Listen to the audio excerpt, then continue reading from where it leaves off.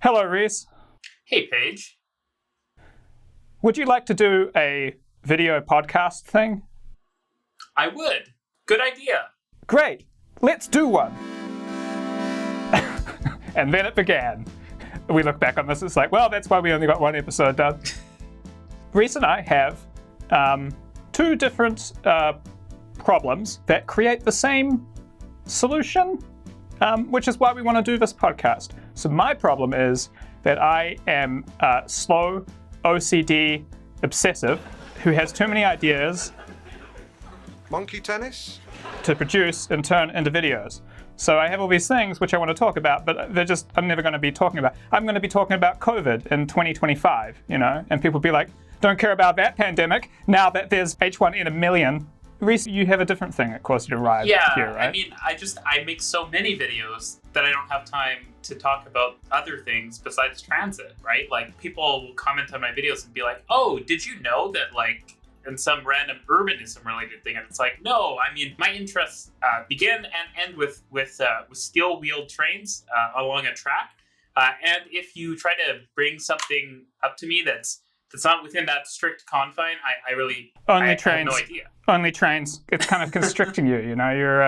You're an interesting guy. You've got opinions about non-transit, as people do. So yeah, we thought RM Transit wants to do some RM urbanism and RM politics and RM Canada, it seems like this would be a good way for us to get this stuff off our chests that we want to talk about. And then at the same time, we both make YouTube content pretty close to professionally, we spend a lot of our time doing that. So we have this, you kind of want to share some of those stories, Yeah, you don't have coworkers, so to speak, So maybe for some people that are interested in making stuff with a Canada focus online, this would be helpful. So you get a little bit of a camaraderie, like you get a parasocial relationship with us. I think we'll just go straight into the cutting room section.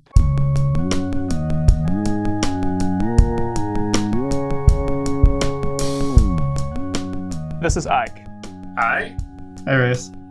From my kind of thing that I've wanted to talk about but haven't really been able to fit it into the show realistically, and now that COVID is drawing to a close, it feels like. There's a lot of good news today in Canada, Ike. We approved another vaccine, and the order was increased for the Pfizer, vaccine. So the light is at the end of the tunnel. I think it's very unlikely that I'll ever get to do the episode that I wanted to do on this. So I'm going to take those thoughts and I'm going to apply them somewhere. That thing is here in the, what are we calling this, Reece? I'm not sure yet, to be honest. Canadian show. I've got these kind of 4 talking points. Usually when you're making a video, you kind of structure these will be the chapters of what video is going to be. And I like to paint. So I have 4 paintings that represent the key differences between New Zealand and Canada when it comes to the COVID response. Being a kind of dual citizen, experiencing the pandemic has kind of been like this compare and contrast between these two countries, right? New Zealand is an island, so COVID could not reach it, right? Because COVID can't swim. That's right, Reece. The COVID pandemic in Canada was mostly caused by illegal immigrants crossing across the border in farmland, and not a lack of competent governance that was on the ball and prepared to take the measures needed to prevent the infection. Obviously. So you've tapped into the first thing that definitely comes up when people just immediately go, oh, why did it work in New Zealand? What is the problem with that, Paige? It's not, I'm sure every island nation in the world has done well, right? Well, there's certainly nowhere that, for example, had to cancel a major sporting event due to a pandemic. New Zealand and Japan are kind of 2 countries that if you squint, kind of look the same. And I can say that because I'm a New Zealander. It's easy to mix them up. Is that how that works? Yeah, no, it's okay. I'm allowed to. I've got the passports. Actually, I don't have the passport. Shit. Yeah, take it back. There's obviously countries like, Japan has it.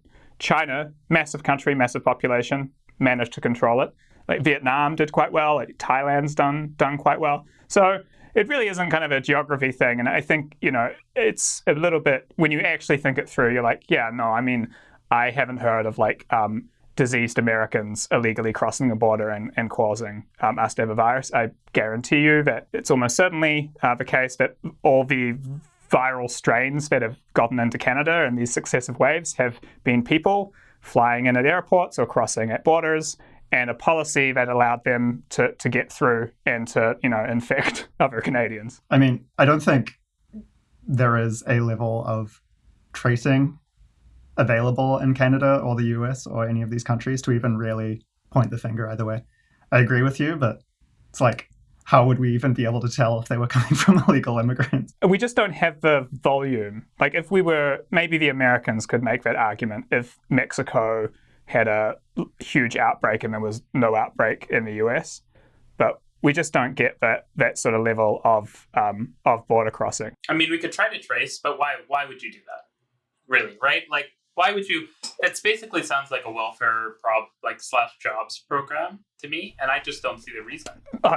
The economy's doing great, and I don't see any reason to start paying random people. We're at full employment, so it's not necessary. There's no one even sitting at home ready to do this sort of work. You're going to pay a premium, really, to get these contact tracers out there? I will say that I think there is some validity to the geography claim in that New Zealand has a strong biosecurity mindset as an island nation with a Galapagos Island-esque local flora and fauna that are very sensitive to things getting in. New Zealanders, and I mean, I just went through it, the experience of like arriving at the airport is quite different automatically to Canada. Yeah, you don't get like nervous having an apple in your carry-on luggage. Yeah. Arriving in a Canadian airport the way you do in New Zealand, where there are like numerous signs and messaging plastered all around saying that bringing in honey is like a really big deal. You're going to get fined, you're going to get told off, you're going to get shamed. I have it's actually a tragic story. I arrived in Auckland one time,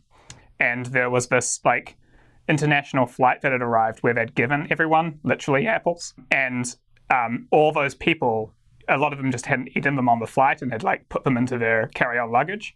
And I remember walking past a family grieving as if they'd like lost a relative, it's gonna be okay, because like 3 of them had walked through with apples and all the fines were getting dished out, ruining their holiday.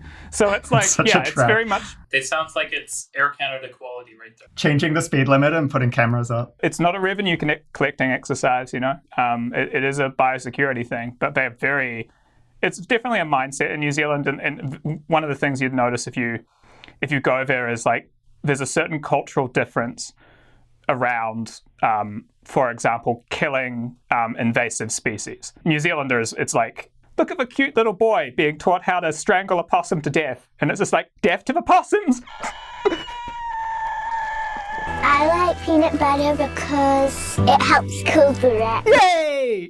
So it's and that's often kind of a little bizarre to a North American. Like there's I went and saw a exhibition there, like a museum exhibit with my girlfriend, and she was just like, the things that are normal to New Zealanders when it comes to hard line management of pests is a little... Something I wasn't aware of until, I don't know, a couple of years ago was that Alberta has this thing with rats. Do you know about that? Yeah, they've managed to keep it rat-free, right? Yeah, they have a similar policy when they see a rat. Call the rat number, get out your gun, and start hunting for that rat. That's actually a very fascinating little piece of Canadian trivia. And the fact that they implemented the policy, like rats were kind of sweeping across North America, and they implemented it like 60, 70 years ago. Something like that, yeah. It's the same thing. Apparently in Alberta, people often bring in pet rats accidentally without realizing and get dished for fines. Hopefully the pet rat survives. I don't think, can you imagine being like, well, honey, I guess we've got to return to Vancouver because the pet rat can't stay. I mean, there's probably a bleeding heart person who's just a lovely, lovely human being who would make that call for their rat. Give it another year before it gets over tumors. Imagine that New Zealand was Alberta. Actually, I like Alberta. I shouldn't say that. All right, so first point of difference between the two countries. Boom. It's very hard to tell what it represents at the moment. Oh, are those sperms on the outside? Yes, New Zealand is fertile. A very fertile no. Nice. New Zealand is not fertile for viruses.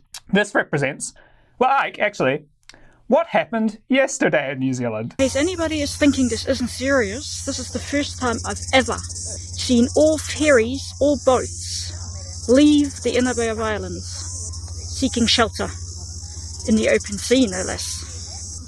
So something's coming. Not much, as it turned out, luckily, but there were earthquakes off the coast, and a tsunami warning was issued throughout Polynesia, Hawaii, and New Caledonia, and New Zealand. What wheels started to spin to mitigate against that risk? I mean, well, for me, like, I'm down in Christchurch right now. My personal experience was just kind of like peering out the window with curiosity, but yeah, pretty quickly everything mobilized on social media. I saw a tweet from someone in New Zealand, I think retweeting the civil defense page within 10 minutes of it being issued, all the news sites. And so there was just a lot of rapid dissemination of the message, which was, if you live in these areas with a map, highlighted, you're at risk of tsunami. So evacuate. TV news crews set up and started streaming the whole response and showing that, yeah, people are up on the hills now. This city's evacuated. This coastal town's evacuated. It all just seemed kind of normal in a way, even though it's like, it feels very unlucky, what with the number of crises that New Zealand has had as of late. But yeah, people just kind of know what to do now. And thankfully it didn't amount to anything. Like, there weren't actually tsunamis. There were some tidal swells, but no major destruction. So yeah, that was good. There's an awareness growing up in New Zealand that most New Zealand cities are very exposed to like earthquake risks and dangers and stuff. And so the government has processes in place to handle emergencies. And obviously in the last 10 years, we've experienced, we've had actually I wasn't in New Zealand for most of this, but we had the Christchurch earthquake. 13, 15. Volcanoes. the mosque shooting, So we've had successive governments in New Zealand that know what happens when an emergency occurs.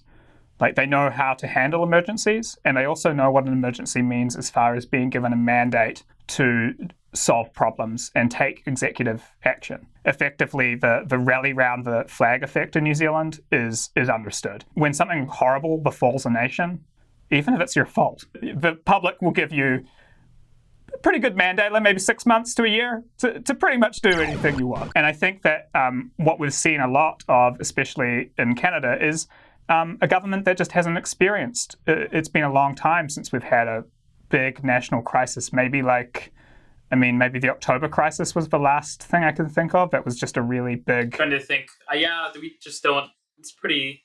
Vancouver rioted at that one time with the hockey game. Yeah, it was like a one-night thing. And that's a good thing. It's a stable country. It's a good place to live, a great place to raise your family. But if Canada, for example, was shaken every 5 years by a very big disaster that impacted the whole country, then you do have this upside. It kind of weathers you. It weathers your political system for understanding, what it can do now and how this works, I guess. All right, so put this guy up. All right, next one. The next piece of art comes out. Sure. Oh, this is clear. Yeah. $1. Okay. What is this, Reece? Well, it's the lockdown, right? Like, we locked down, right? I'm stuck in my house still for it's been 4 months. The cases are flat, right? So what's going on? Why is it that New Zealand was able to lock down and then suddenly COVID just decided to leave? But here, COVID wants to hang out and just hang around Canada, right? I don't know if you've come across this one, Ike, but I listened to this Economist podcast, and one of the economists came in and said, well, New Zealand's different. The reason that New Zealand didn't got rid of COVID is because they were lucky enough to lock down earlier. And, like other countries, like we didn't lock down until later. And it's like, that was a decision. It's this weird kind of like circular reasoning where it's just like, yeah, I think next time that we hear about the scary new virus that's hitting another country, I think that politicians will be like slamming the locks on a lot quicker. I hope we get lucky when that happens. I hope we have a lot of New Zealand-style luck. Maybe we'll be lucky enough to realize the globe-sweeping pandemic that's killing tons of people might be a bad thing. I think the way it did arrive in New Zealand slightly later, like I was looking at a timeline just before. Similar, I guess, to Canada and the States, it really only started popping off in March, and we did immediately lock down then, which every other country had the opportunity to do. I think if you were to say to like a politician or to someone who's kind of, I don't know, informed, the most likely thing you'd hear is like, oh yeah, we did lock down. Like we're locked down right now. But it was just so unclear and there was all these loopholes and like, oh, if you're an essential worker, and what is an essential worker? Well, it's not really clear, but if you need to go outside to exercise for essential reasons, then you can go, but only within 10 kilometers. It was such a mess. There was no coordination at all. I consider this to be kind of the sign of hard lockdown, and hard lockdown is something that New Zealand did very quickly. Like as soon as there was community transmission, I think that a hard lockdown needs to include the closure of food delivery. This journey bittersweet for some, being able to reunite with seriously ill loved ones. Others have different priorities. McDonald's time. Big Mac's. I think you have to close restaurants because that employs so many people, and it is not essential that you get a fucking pizza, delivered to your door.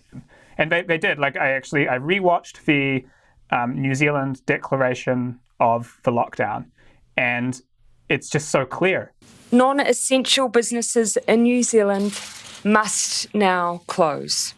All bars, restaurants, cafes, cinemas, pools, museums, libraries, playgrounds, any other place where the public congregate must close their face-to-face function.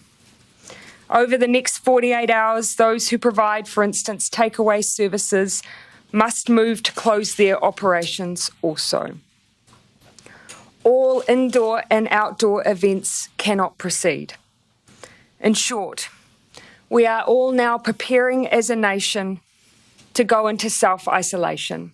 Everything's closed but the supermarket and the pharmacies.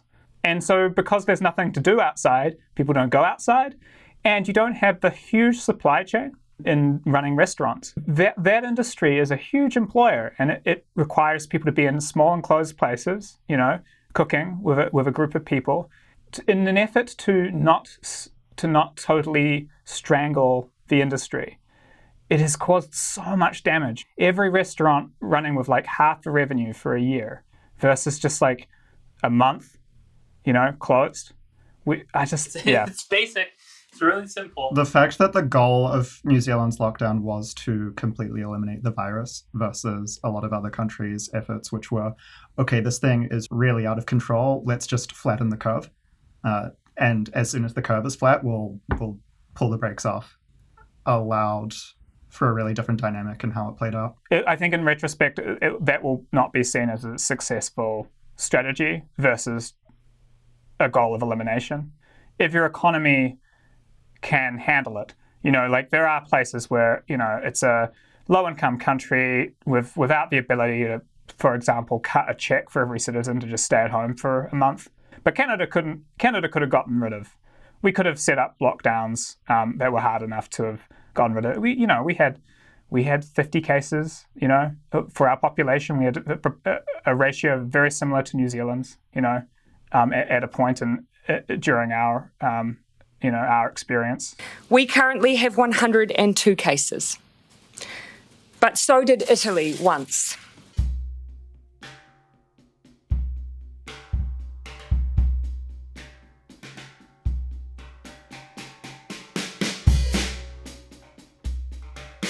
I think I've encountered this as well. Like people who are kind of like utilitarian will make the argument the economy needs to keep going because if the economy seizes up, well, that destruction will cause suicides and massive amounts of like long-term damage and a generation of people whose lives were ruined. Therefore, we should just keep everything open and it just be like, yeah, it's a really bad flu season. But you know, the economy hasn't shrunk, and that's better actually. But that argument, I think, is so stupid because even before the government had ordered lockdowns, people were already not going out. Like I remember, I went out to the bar a couple of days before the lockdown was declared, literally to be like, this will be the last drink I'm probably going to have for like 6 months in my favorite bar. I just want to do this. I said goodbye to the guy who owned the bar and said like, hope this doesn't last too long, you know? Goodbye? Like goodbye? Like Yeah, you are a front of service worker right on the front lines there, you know, first to be mowed down by the machine gun of the virus. The bar was empty. No one was going out because people were afraid. And there's a real like naivety because these guys who are making the economy must be maintained argument, they think that people who want the hard lockdown are the kind of naive fools, you know, not recognizing the utilitarian reality of the situation. But the economy was going to be destroyed. You know, Sweden's economy has shrunk. There's no avoiding the fact that when people get afraid, they will make their own decision for them. And in the same way that you might think that it is unfair for the government to pile on and say, oh, yeah, you can't go into the restaurant that you want to go into. Well, it's my right. You also can't make people leave their house and go shop. If the government says you have to shop now! You know, like that, it doesn't work. A recent report on retail sales shows a strong beginning to the holiday shopping season across the country. And I encourage you all to go shopping more. It's actually a lot easier to get the last 50% to stay home than it is to be like, nothing wrong, everyone, you know, get grandma out here. Come on, let's go buy some stuff. You know, it's not going to work. It's insane, yeah. I think that covers the hard lockdown thing. And I should say, like, for New Zealand, the lockdown, as far as like blocking the borders and stuff, was very painful. Tourism is obviously a huge industry in New Zealand, so this was hard. Like, this wasn't a kind of like, oh, they're lucky because New Zealand is different to Canada. You know, it's probably a lot harder for New Zealand to close its borders than it was for Canada, given that it's like the second largest industry there. It's also probably been harder for every other country to remain in ambiguous grey zone lockdown for an entire year compared to New Zealand, which is now basically life as normal, except in Auckland, and they just went back to level 2. When Quebec was like, these are the stages of lockdown: green, orange, and red. And it was like... And same in Ontario right now. We're in gray zone, which is worse than red, right? Of course. They literally call it gray zone? Yeah. That's great government messaging, guys. Awesome job. Fire everyone. They had like, in Quebec, they were like, okay, so green means it's all good. Yellow is like, no more going to bars. And red is like, you know, like you don't go to grandma's house. And it was, I remember just being like, there are so much more worse situations than the number of colors that you've used. Like colors, I mean, that's just a thing for sure. Don't use colors. There's not enough colors to give the nuance that you might want to apply. You probably want 5 levels, and you don't want it to be this odd gradient where you're like, oh, actually, the most severe one is pink. So New Zealand has a level lockdown that's numbers. It's 1, 2, 3, 4. And you can just keep going. You could be like, level 8, the military has taken control of the city. Whatever, you know. It lets you change the plan, and it lets you go harder if needed. You know, not a lot of room after red. It just adds to the whole sense that no one knows what's going on. There was a sense, and there continues to be a sense in Canada, that like no one's actually taking it seriously. I remember, like, I don't know, was it 2 months ago when all these politicians and other kind of notable people were like on vacations and stuff, and it was just like, wow, thanks guys, you locked us down and then you hopped on a plane to somewhere else. That may have been my favorite moment in the whole pandemic, though. I have to say. Like, did you follow this at all? Like, I don't think so. Alberta has a pretty strong kind of independent streak, kind of libertarian thing going on, obviously. And so it was the place where the most politicians decided to take midwinter vacations to tropical places. However, Albertans also were the most compliant with the instruction to not visit relatives over Christmas. And so when the politicians showed back up at the airport, the lynch mob that assembled Right? Like, was amazing. Hawaiian Lays decorate a pair of Christmas trees in Grand Prairie, a cheeky welcome home for Minister Tracy Allard outside her constituency office. To obviously welcome Tracy home. Hopefully she's having a nice little quarantine after her great vacation. This man wrote a song about it. Your morals are shot. Can you smell the rot? The Allard family tradition.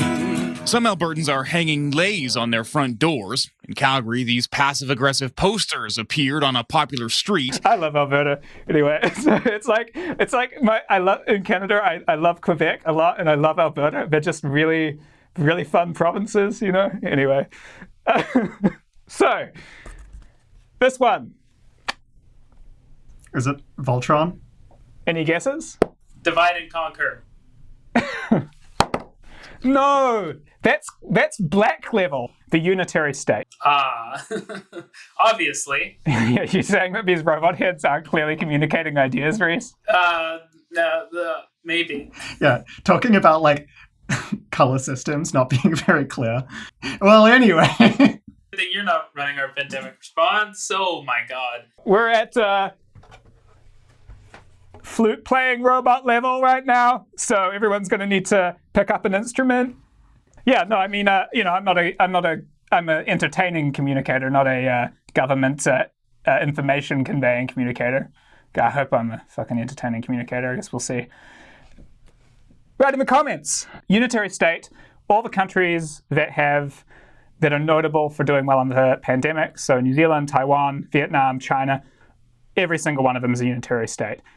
And it's notable that there's countries that you would put on your index of competently governed places, like Germany, that haven't really done very well. They're pretty middle of the road. In a pandemic, the fact that you have one government that is making the border policy, that is making the healthcare response policy, that has decided on the privacy laws. It's all the same decision makers, So the response, because a pandemic is such a stressor on governance, having a unified response and not having the squabbling where you're like, well, the COVID app that Canada is implementing can't do this because these two provinces have this privacy law which wouldn't allow it. Or the politicians from that province being like, Justin Trudeau, more like Justin Trudeau, suck it, feds, like that stuff is just so unproductive during a pandemic, right? So our whole system, the federation system, it's great. The freedom is great. It allows you to have very, very different micronations inside one umbrella. But I think this is one of those times where you see that there's a downside to that too. I remember seeing a tweet and someone made an oddly great point, which is that Canada is kind of unique in the fact that the provincial level governments have the most power of all the governments, basically. They have the most responsibility and power for everything. And so I think that certainly had a big impact because parts of Canada, like Atlantic Canada, are doing great. It's just not the parts that are big and have most of the people in them are doing great. Yeah, actually, that shows part of the benefit of federalism, right? You have parts of Canada that do a better job at a lot of things. And, I'd say Ontario, for example, has been quite well governed, over the last 50 years compared to other parts of Canada. And so it's meant that you can kind of pack up your shit and be like, I'm going there because I want a better job, or a better healthcare or better whatever. So it's hard, this one. I love the federalism idea, but I do sometimes wonder, I'm like, would Canada be better off if it was a couple of different countries? Would America be better off if it was a couple of different countries? When it comes to just quality of lifespan, education levels, income levels, How did Australia fare? I know that they've been able to shut down access to states when there were localized outbreaks. Australia is really fascinating.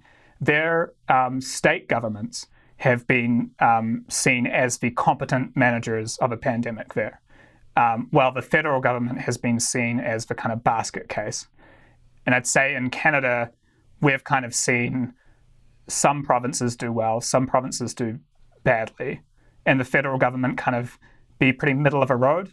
I don't know if you guys feel the same way. No, definitely. It just feels like, I don't know. I feel like the feds say that this is the responsibility of the provinces say it's the responsibility of the feds, and it's just a little crazy, It doesn't feel like, hey, this is a serious crisis. Maybe you guys should do something more extreme than just saying, hey, it's Doug Ford's decision. Yeah, I think this actually kind of brings me to the last.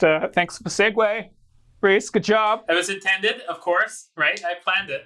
Leadership. Shop vax made all the difference. You're just gonna tell us it's not a guess. Fuck it. Cannot be bothered. It's obviously hard for me. Like, here I am doing my first job hosting, and I'm getting also art criticism. Of course. I thought that was the point. Leadership is, I think, the thing probably, like when I look at these things, there's certain things where it's like, well, Canada couldn't help the fact that it doesn't have 15 volcanoes scattered across it, which erupt randomly. The lockdown thing, this is like a decision thing. I think after this pandemic, we'll understand this dynamic and we'll do a better job. And then obviously this is a thing which we can't really do much about. We could decide to split into different countries. It's probably not going to happen. This I see as the biggest shortcoming of this pandemic. It is the lack of leadership, the squabbling, the way that upticks in popularity were just seen as excuses to run snap elections. It's a natural environment, right? Like, they don't even know what we fucking voted for them for. They're like, I'm a politician. I'm here to get seats. No. You're not here to get seats, you idiots. Here to fucking govern the country. Just on the prowl. The pandemic, what are the numbers looking like? Well, they're not looking good. Not looking good. Okay, but what are our polling numbers looking like? Well, our polling numbers are looking great. Well, I guess we should have an election then. It's just like... The sky is literally falling, and they would still, run an election. They're supposed to be on the phone to Bruce Willis, but instead he's on the phone to like a communications consulting company. What do you make of this asteroid thing? You think there's anything in it for us? Well, it's going to wipe out all life. Yeah, but okay, if heaven existed, do you think that there's a political system that I could maybe... I'll see you on the other side, okay? On the other side, look for me. I'm the one with the halo. When you're walking around, if you're into the idea of direct democracy or electronic democracy or whatever you want to call it, you will often have people say to you, well, you can't have people making decisions directly because they're stupid. The reason that we have representative government is because we're able to elect giants amongst us. People chosen the best of the best, and they will come in and they'll do things that we can't do because they're smarter than us. They've got a team of experts around them. They've got degrees just flowing out of their pants. Everyone says this. We obviously have this kind of image in our mind of these Churchill or Eisenhower sorts of characters who kind of just knew something that the general public didn't know and led us through a crisis or gave an insight, But what did we get this time? It's not that they're good at being politicians, but it's just, even if you disagree with someone, you can think that they're a pretty competent politician, but I don't feel that we necessarily have any super competent politicians in the ring right now. It was interesting to contrast Jacinda Ardern, the Prime Minister of New Zealand's response to the pandemic, and Justin Trudeau's. I watched the first crisis speech of both people, and Jacinda Ardern's was like a communications textbook, how to say things that need to be conveyed. In the first 30 seconds, it was an information dump of, you need to stay home now. That's your job. The concept of a bubble was kind of a big thing earlier on that she introduced. And then Justin Trudeau's, this is Justin Trudeau's. Canadians, we are a country that knows how to come together. Canada is here for you. Your friends are here for you. Especially if our polling numbers are good. Okay, we're all here. What are we going to do? It was very nice. I liked the sentiment, but it was so void. There's no call to action. The call to an action is an action, but it was very 45 minutes of blah, blah, blah, blah, That's every meeting. It feels like every day they have... I get a lot of my news from YouTube, surprisingly. And it's funny because I'm always looking hey, maybe we're going to get a single video of 2 minutes long where it's just clear what's going on. And all the media ever releases are these hour-long conference type things where this doctor and Trudeau and another politician and some bureaucrats are all talking, and they're, this area is in the indigo zone today, and we're getting 10 million vaccines and production is great and this and that. And I called Joe Biden and it's just like, Justin Trudeau needs a producer. okay, Justin, no, that's it. It's time to end. No, next part. You already said we're in this together 3 times. Like if he would say, we do not at this point advise that Canadians travel to see loved ones who they want to be together with. There's this degree of like fence sitting to that. Like think about it. Like we would advise you not to. It's like, can we not just say stay at home? Like does it have to be with all these exceptions and all these qualifiers? And we're making it a suggestion. It's not a requirement. Like people voted for you. Well, that's another story. A lot of people voted for you. You have this mandate. Now you're allowed to come down hard. He did say stay at home. I mean, the messaging seemed clear enough. The thing that was strange to me was the daily briefing. There's no way you can continually provide like salient, relevant, important information for an hour every single day. But yeah, also possibly a symptom of like how little actual power you have as Prime Minister. This one. There you go.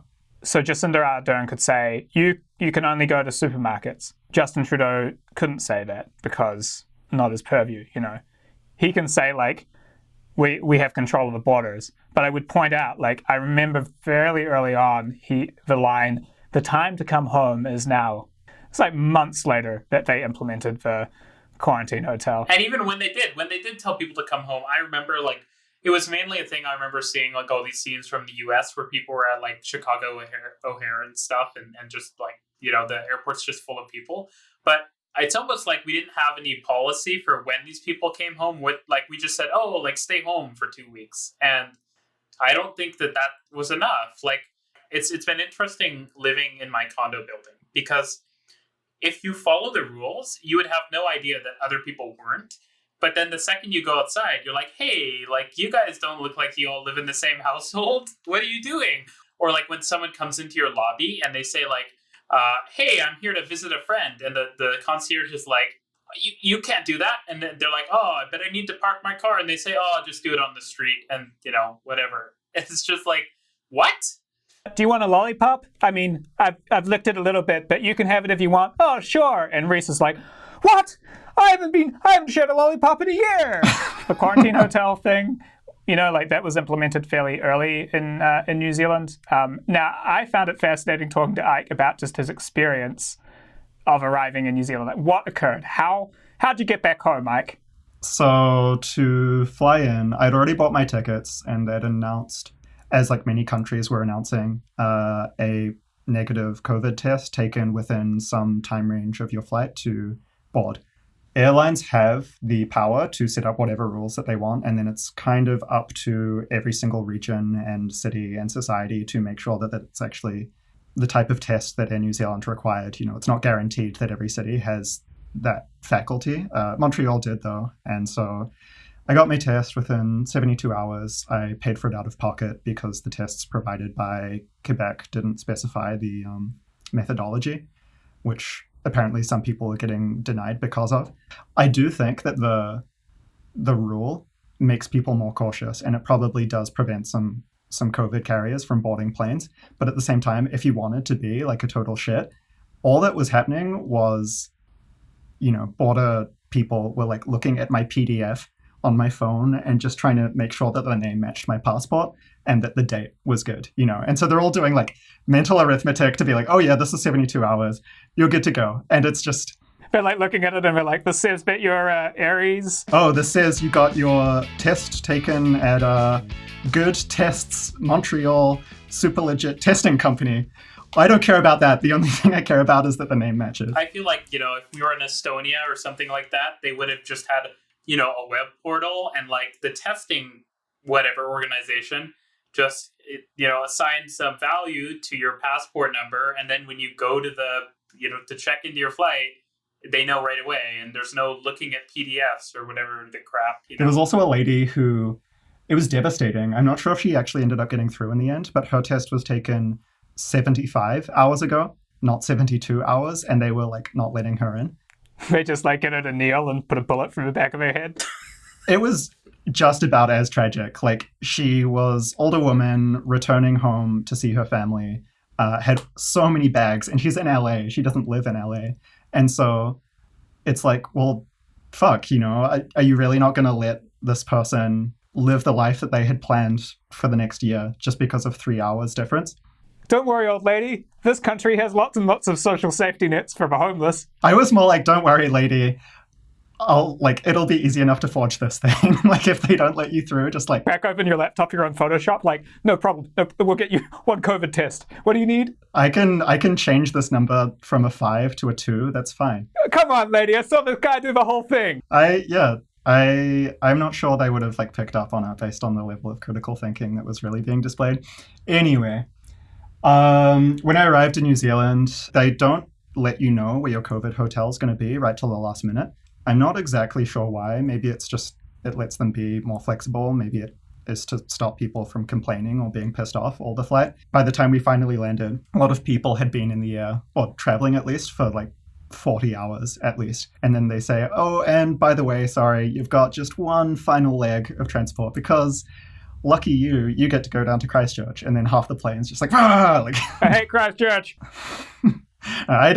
Christchurch has actually been really nice. What do you mean? You've just been sitting in a hotel room for 14 days. Exactly. Christchurch has a lot of power sockets. Christchurch has a nice shower. Christchurch, the instant coffee, top notch. How many days have you been there now? I have to count my juice boxes. I've been here. Can you show us the juice boxes? Yeah, but I get a juice box for breakfast. Sure. Ta-da! That's dark. Truly like prison. Remember all your peoples when you're out on the move. You too can get a rhythm and a tropical groove. It's not just a juice. Do you see the like stains of the previous occupants' juice boxes? No, I think I might be the first one to do this. They've given me so many like spare towels and sheets as well.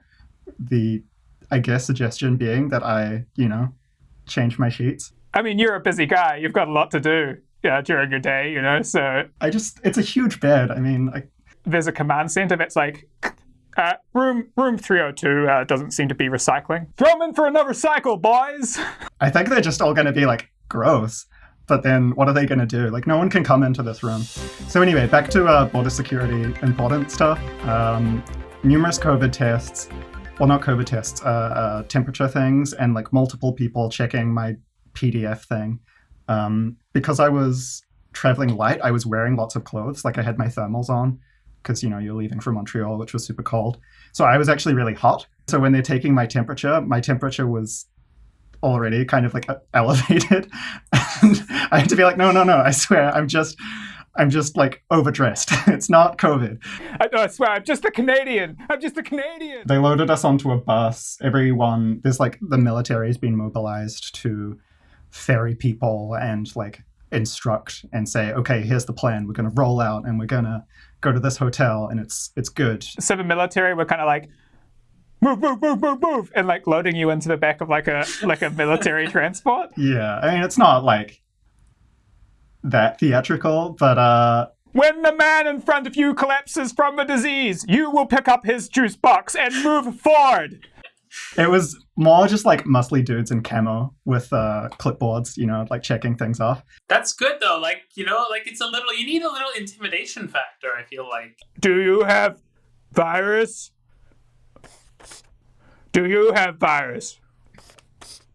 Here's your juice box.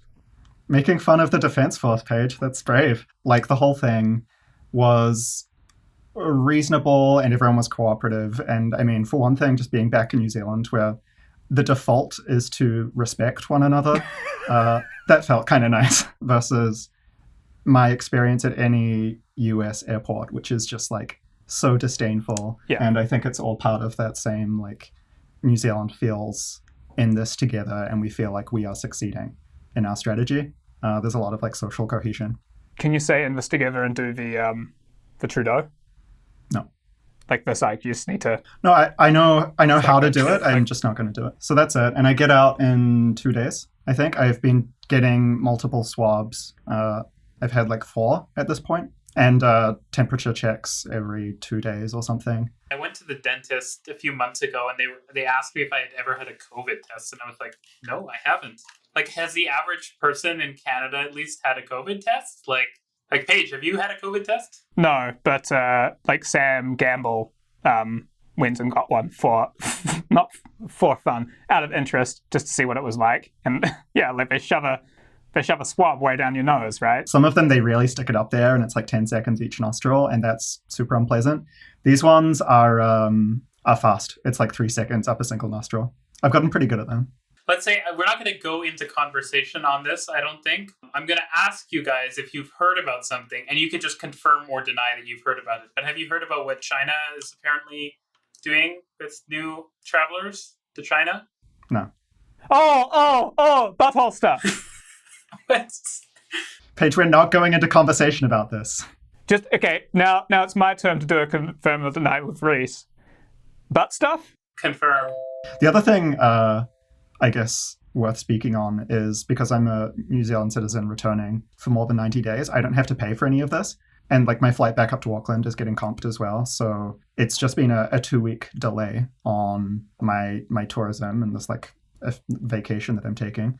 And yeah, it totally could have been done in any other country. It's just harder to sell.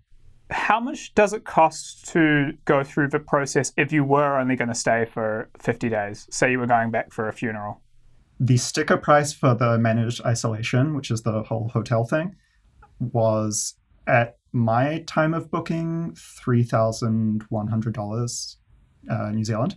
And I just read this morning that is almost being doubled to better reflect the true cost of the program, which is all of the flights and people. And so, because it's interesting because, I mean, I'm going to say like $250-ish maybe a night. Because Canada, a big complaint that people have is that it's 3 days and it works out to $666 per night.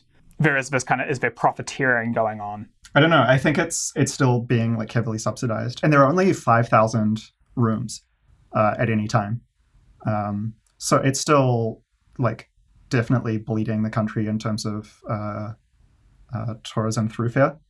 It is interesting you bring up the military thing, like your experience with them. That's something I've also, in talking with people, heard a few times. You know, one friend of mine, when COVID hit, was mobilized to shore up locations for quarantine hotels. And the quarantine hotels were initially all run by the military as well before they set up the police to do the task, you know. And I found the experience in Canada has often felt like watching a house burn down and not calling the fire department.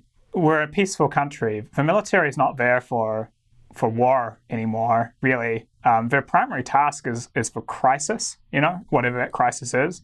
And they've been really underused. You know, we've gotten them in to like be the ambulance at the bottom of a cliff when, for example, Quebec had the private rest homes collapse. It just seems like they're not really called on a lot. I've certainly, for example, never seen a person in military uniform. I don't know if you guys...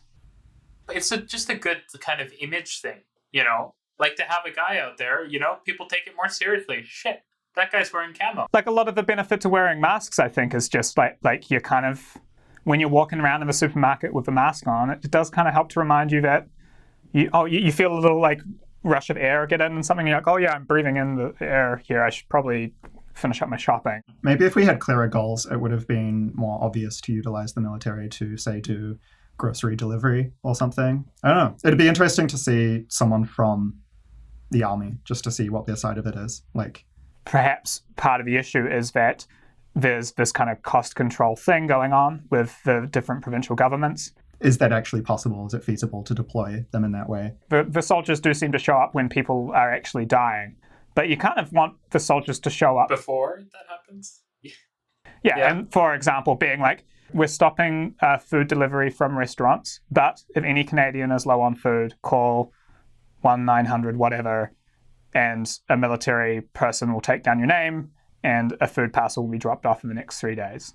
You know, when these things happen, you do need to have a plan for like mitigating the problems. You know, obviously people will say, if you say close restaurants, well, my grandma can't cook and she needs that pizza, whatever. So, and we're just kind of like deer in headlights in Canada, kind of, oh no, old people are dying?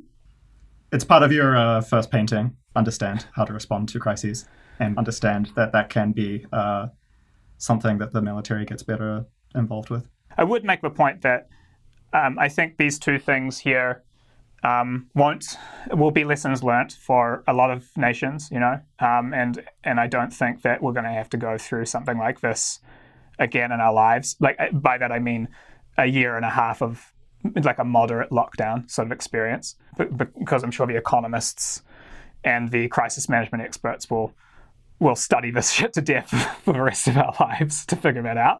But, on this side of things, especially when it comes to leadership, we're all a product of our environment and the system that allows us to thrive. And I think we have to ask the question, does Canada have a system that allows good leadership like Jacinda Ardern to thrive, And if you look at, I will attest to this, I am not a woke progressive person, but if you look at the pictures of all the premiers of Canadian provinces, they are literally all men. They are literally all white.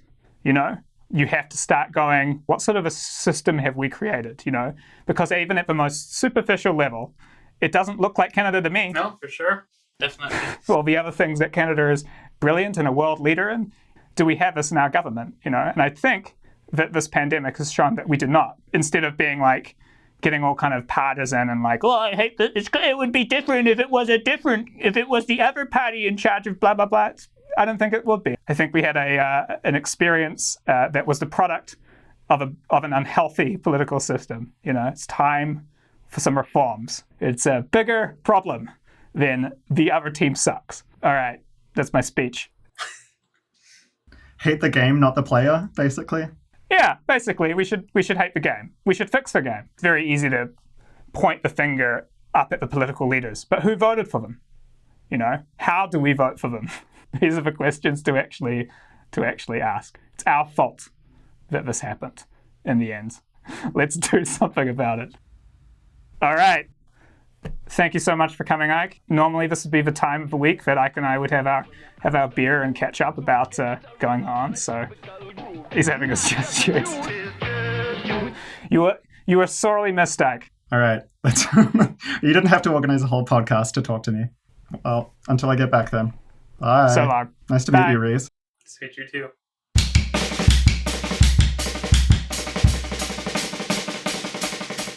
So, do you have like a comment that you've had this week that you thought was funny, or? I got comments today. So I posted 2 videos today, which was a lot. And of course, though, I got the standard comment, which I get, every time I posted about New York City, which I don't post about very often. I am trying to, but someone said, do this, I think they said, do DC Metro. That's all the whole comment was, just do this. And it just amazes me. Like, I think people get on the internet and they just assume that everyone is just casually there, just smacking their keyboard. They don't know what's going on, spinning in circles on their chair, right? Like, no one takes it seriously. No one might have, say, spent multiple hours preparing and scripting and writing. And no, I just casually make videos, right? Just let me give you a DC Metro video like that. Just, it speaks to a wider kind of pattern that people don't really understand what people who create, like how that works. It kind of reminds me of, like if you've ever been to like a live show and the people will be yelling out like songs. Yeah. People will be like, blah, blah, blah, blah, whenever a song finishes. Like the band is like, doesn't have a set list and is just kind of like, hey, that guy down there in the white shirt, he's right. We should play our most popular song. It's really obnoxious. It's like, it's kind of this sense of self-importance that like my desire for something is so important that you have to do it. I think it's probably a certain personality type. The thing I like is that they don't say, this was a really good video. I would love to see your take on something else that I like. The way that literally the comment is most of the time, do a video on blank. Do you want me to do the read of a comment? So what was it? Do a video on the DC Metro? Yeah. In your head, this is how a person sounds when they say something like that. Do a video on the DC Metro! Yes, but exactly. It sounds so, it's so rude. And the worst part is, as you kind of mentioned, right? It's like you don't acknowledge what I actually just created. I just like gave you a free video, and you don't acknowledge that at all. You just say, I want something different. I want this. It feels a little bit like one time I watched, I was walking down the street with my friend, and there was this homeless person, and they were like, hey, do you have $5? And my friend like peeled off a $5 note and gave it to them, and they're like, do you have $10? Except the person that's on YouTube, they're not like, oh shit, this is enough money for me to buy a full meal or whatever. You have something? Well, I have like a little talk shop adventure. So I've never had like the way that demonetization works on YouTube for me is like when I'll do the upload of a video, and then it will be like at 3 minutes 20 seconds you used a sample from a film and the soundtrack got picked up, and this video is going to be demonetized, and then you have to decide if you'll pay the copyright owner the money, or usually I'll just be like, fuck, go and edit it out, upload it again. But I've talked about this a lot with my other independent friends. All the photos are independent copyright. So I had a video get demonetized for the first time, but after like, a month and a half of it being up. Do you want to guess what video it was? No, I have no idea. What was it? It's the pro rep video. I found it very suspicious that the video that I did got flagged and demonetized. So I like looked, and it was like, why is it demonetized? And it's just like, it was no reason. It was just. That sounds suspicious. So I protested it, and it's now monetized again. But I just was like, great. So, and then there's those who will be against it, also known as the Quebec Liberal Party. I don't know. I was like, this may be the sign of things to come. It's amazing the degree to which if you say something that people don't like, they will do anything possible to make your life difficult. The thing that sucks is, as much as I want to say like sticks and stones, but it's not true. It's like totally not true. Like people can hurt your feelings. Like we're people, So when someone like, it's interesting. There's this gray zone. If someone is like absurd, like if they're like, I don't care what an Australian has to say because Australia is a country full of cunts, I'll be like, okay, great. Well, I don't need to take this seriously because this is so absurd. But if someone is in this gray area of just being a little mean, where they're kind of like, they're not totally wrong, so you kind of do this thing where you're like, oh, maybe they're right. When they choose those sorts of things, those things actually will reduce your productivity or make you stop doing things. It just takes a certain type of person to want to kind of shoot someone down like that. It's unfortunate because it means that like what you end up creating is a media environment where everyone that creates things that are broadcast to the public has to be a certain type of person. Because if you don't have thick skin, then it filters you out. And I think that kind of sucks because I actually think that the opinions of very sensitive people who maybe don't have super thick skin are actually really, really interesting and really valid, What we see when we kind of sit on YouTube and watch people talking all day is this kind of survivor bias of a certain personality type, unfortunately. Definitely true. And I think that, it all comes back to this kind of sense, I think, that of like not really seeing anything through other people's eyes and kind of just assuming that no one else thinks. And I think that it's funny because you mentioned comments, and something else had come to my mind, which is that you often get these comments that go, but what if? Or it's that kind of comment, or it's these pedantic comments. So you'll be like, I think for you, it was the case of, I think you said Montreal's a volcano or something. I said this transit project is part of the London Underground.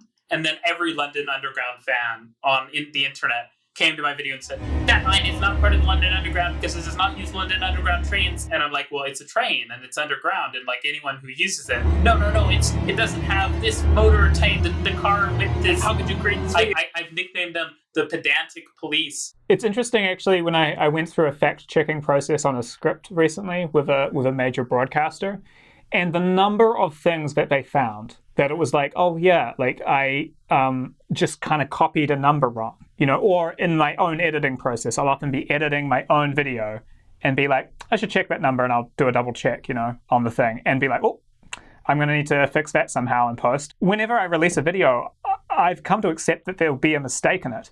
But the pedantic people never catch for real mistakes. they only ever catch like the most superficial thing, like, I don't know, the world map missing like a part of a continent or something. You know, like it's always like stuff that you're like, yeah, it's like, I know, I saw it too after the thing. But they don't catch the stuff that's like, oh, your number was twice as high. You know, that percentage is from 1996 and it's from an old piece of research or whatever, you know? And I mean, I think if you're talking about like news media and stuff, you know, you get that like, oh, like let's be really picky about these like tiny details that probably are irrelevant. So it's like, yes, we may have covered this thing very correctly and very accurately and precisely, but then you'll see like, oh, wow, the news media just doesn't cover like a lot of issues that are super important. And it's like a different version of missing things. Our current, I don't know, environment encourages you to be very correct, but only say a very few things instead of maybe being a bit more fast and loose, but talking about like important stuff broadly. Yeah, I mean, broad brushstrokes and kind of, I guess, editorialized opinion, right? So this is where you connect the dots for people and say like, look, here's the deal. We don't build a lot of subway because subway is expensive to build. And without being like, subways cost 4.7 times more than a surface rail in Ontario. That's all we know for sure. How dare you go beyond, you know, like you're trying to just be practical, right? You feel like you're playing 4D chess a bit because, you know, like people are making these arguments against you and you're thinking like, oh, but really? And actually the truth is somewhere in between, but it's like so far above the level of argument that's being made. And I think that it's kind of like, well, part of the reason that being so precise is not always good is because there's a sort of imprecision in being precise. Like, you know, like it's like literally a heuristic generally. Like if you have a scientific instrument that's like super sensitive, right? You get a lot of noise also because it's super sensitive, right? And so like in being precise, you often invite, like in the same way, if I told you that, yeah, it costs this amount to build housing, right? Like if I'm super precise about it, then I'm probably also wrong because, you know, there's variability and this thing changes and this thing changes. I think generally also like if you're trying to, I mean, I guess you could fall into a trap with this, but I think that almost all of my videos or opinions come from a fairly positive place. You know, I try to be like, and I think yours do too, and the like, I like transit, you know, and I want to see good transit built, the right sort of transit built, but I do want to see transit built, and I think this is good for the world. And then my videos are like, I really love Canada, and I like these things, and I want to see us do better, you know, in these regards. But they're not like, say, I have a problem with immigrants or, you know, something that's like just kind of negative, you know. Like I've always got a positive thing. So I don't think that the world's any worse off from some kind of like general editorialized positive opinions. I mean, at the end of the day, if it's a person speaking, you're just a person. Like, you don't have to listen to what someone says. If you have a problem with it, I'm just a dude in my condo sitting here, and I make videos sometimes. And if you don't agree, that's fine. Like, that's like I don't probably agree with half the stuff you say, but that's like how conversations work, and that's how the world's supposed to work. I suspect though that the thing is they think you're doing harm.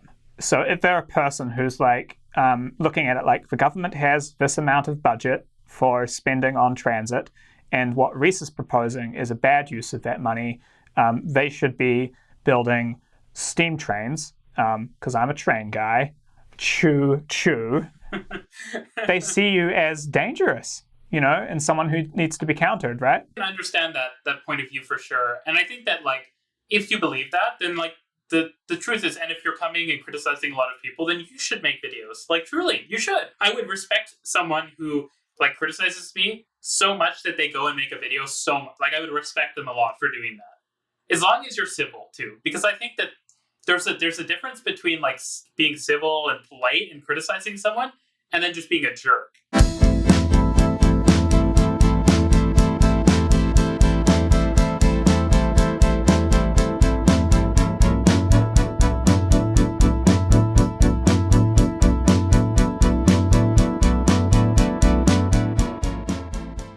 And I was going to congratulate you on finally completing your Canadian citizenship bingo. Faxing your arts grant in to the Canada Council.